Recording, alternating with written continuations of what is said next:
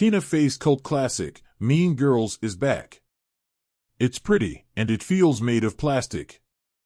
The book turned film, turned Broadway musical, now has a film adaptation of the musical adapted from the movie.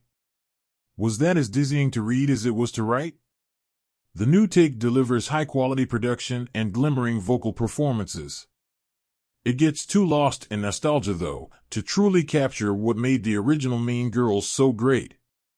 A Piece of the Crown. The musical movie adaptation has a budget of $36 million and seems to use every dollar on the theatrical production. The lighting feels upgraded to the point of being its own joke, cueing songs with a purposeful lack of subtlety. The dance numbers are encompassing and often brilliantly choreographed. As far as musicals alone go, Mean Girls deserves high marks for talent and overall quality.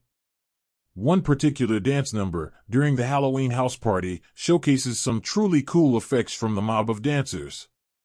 From seeming to vibrate in place to ducking down to isolate Regina, Aaron, and Katie, it is a memorable number. The set design around the Revenge Party song is elaborate and undeniably fabulous. That sequence also utilizes more technically difficult camera movements that feel true to the bigness the film is going for.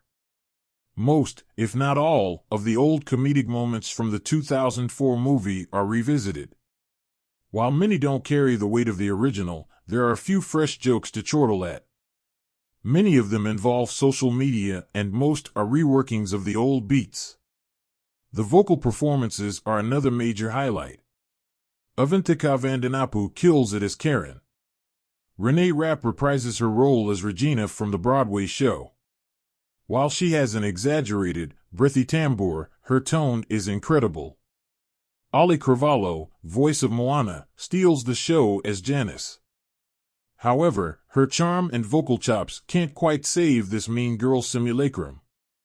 The Burn Book. Beyond the generation-defining humor, what made the original Mean Girls stand out was its pointed take on young womanhood and feminism. Its world felt lived in. The struggles felt real. The musical feels like an overexcited recap of the original. With so many jokes to retell, so many emotional story beats to hit, along with needing to make time for songs, it is hard to catch a breath and actually feel the story unfold.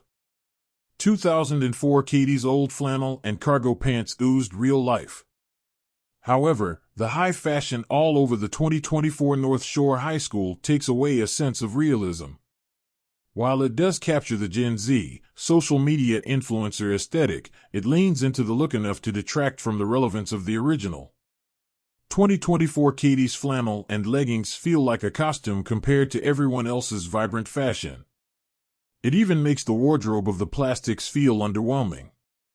Given the undeniable grief younger people are forced to deal with in the social media age, it's telling that the ultra-modern elements of this remake add nothing to the conflict.